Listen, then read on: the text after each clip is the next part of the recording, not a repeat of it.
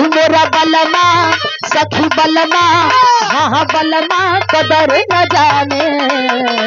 ताली रे उमरिया के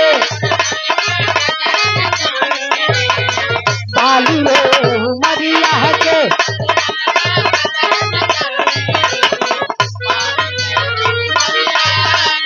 हर केतनो जगह पे राखी अरे केतनो जगह के राखी हमको माया सरिया के मोरा बलमा हाँ बलमा सखी बलमा कदर न जाने ताली रे उमरिया के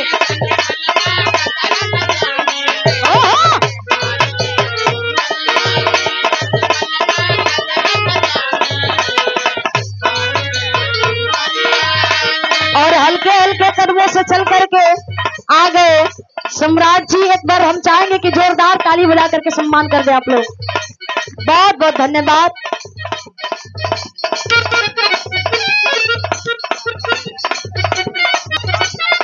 और सम्मानित श्री जाखन नेताजी भी साथ में आए हैं, जिला पंचायत सदस्य और सम्मानित श्री जाखन यादव जी पूर्व जिला पंचायत सदस्य महानुभाव जी का भी आगमन हुआ है इस महफिल में। बहुत बहुत धन्यवाद है, प्रणाम है। कहती है का कलसिया नाया नोहर बानी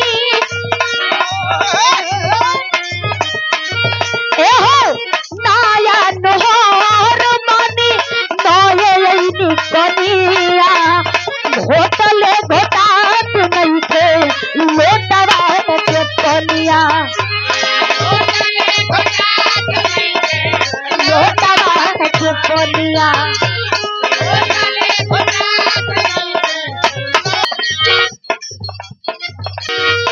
नाया नोहर यनी नये बन कनिया होटले घोटात नहीं थे लोटवा के पनिया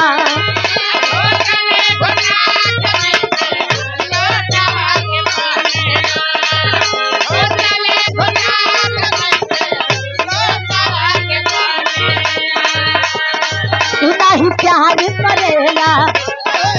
नहीं हम पे मरेला नहीं प्यार करेला नहीं हम पे मरेला अरे केतनो जोगा के राखी अरे केतनो जोगा के राखी हमको माला सरिया के अरे केतनो जोगा के राखी हमको माला सरिया के मोरा बलमा सखी बलमा हाँ बलमा कदर न जाने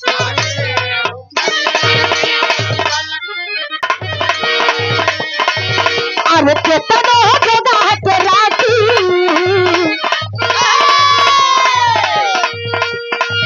न बता अरे केतनो जोगा के राखी हमको माला सरिया के मोरा बलमा हाँ बलमा सखी बलमा कदर न